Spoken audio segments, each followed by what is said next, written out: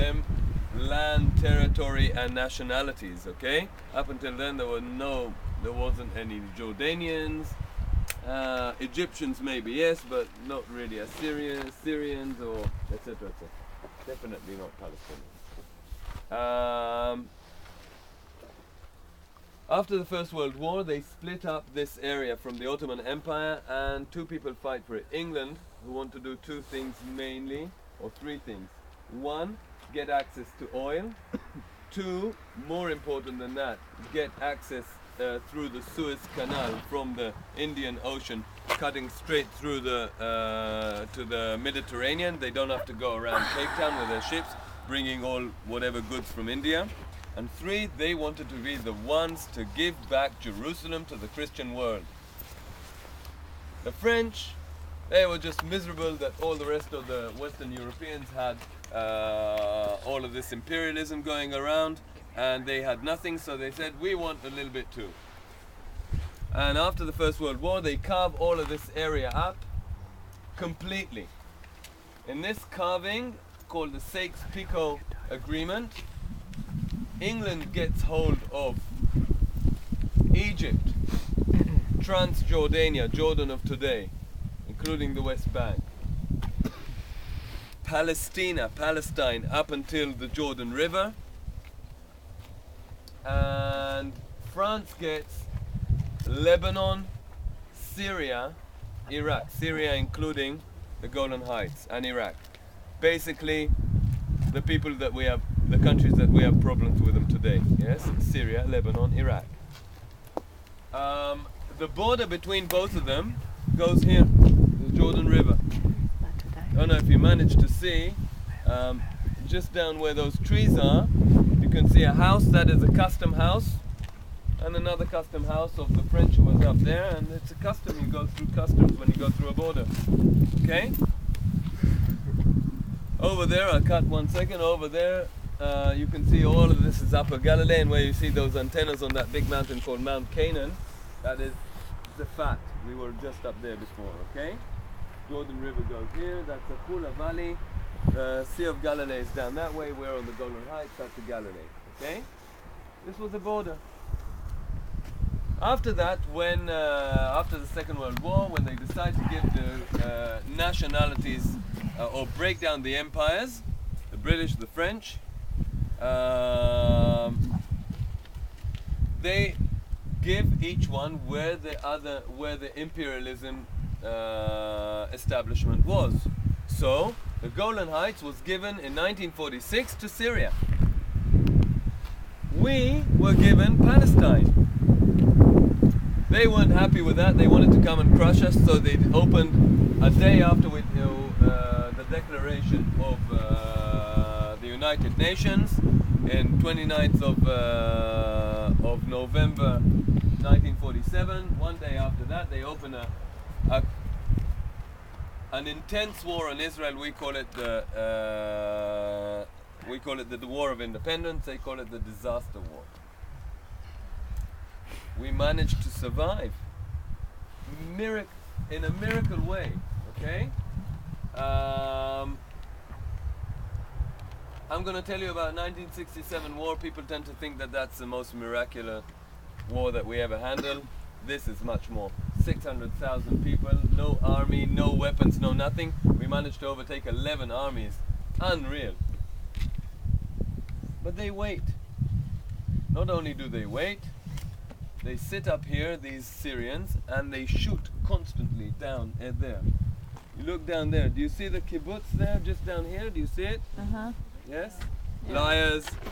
You can't see anything. It's in between the trees. I can't see it. Oh, I was looking at the white, Yeah. the white building. The white thing down there. What's that?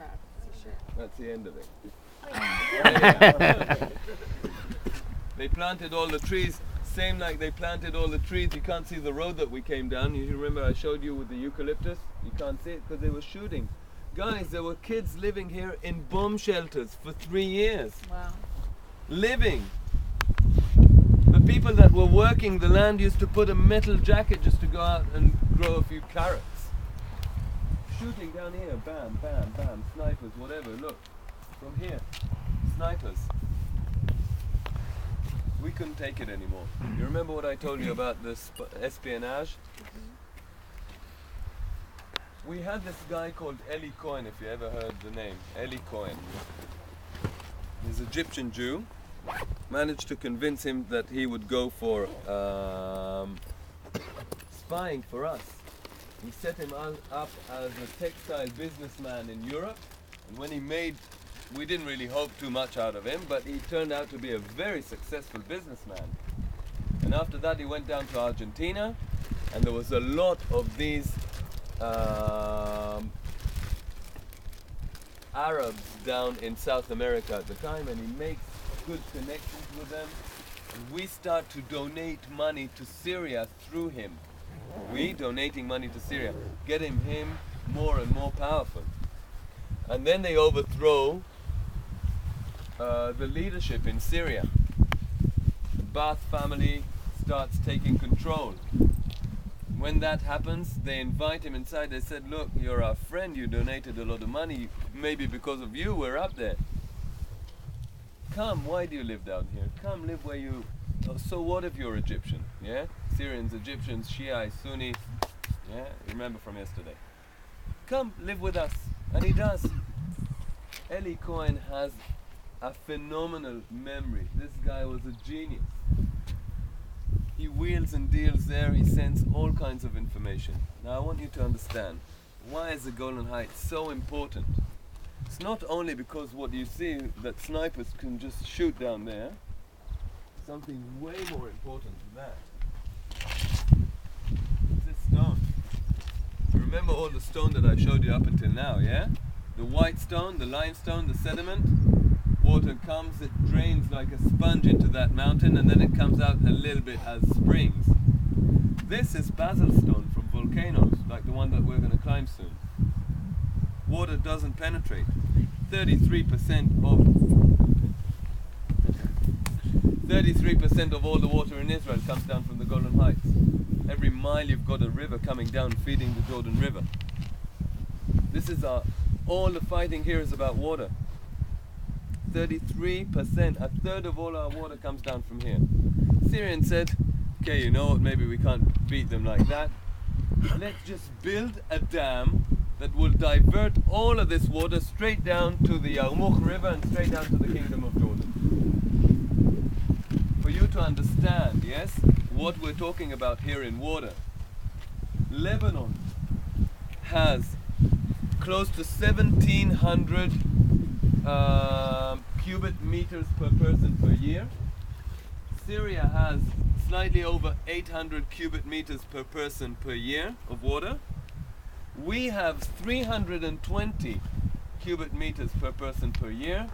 And our neighbors Jordan have 220, turning them to one of the 10 most dry countries in the world. We are a little bit above that. We have no water. All you see around is fiction.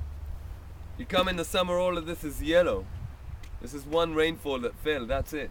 We have no water. British estimated when they came over here that the Sea of Galilee is enough for 1 million people. We are 10 million people here, feeding out of that lake.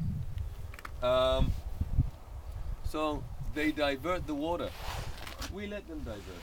Each time they come, they build up a dam. We go back.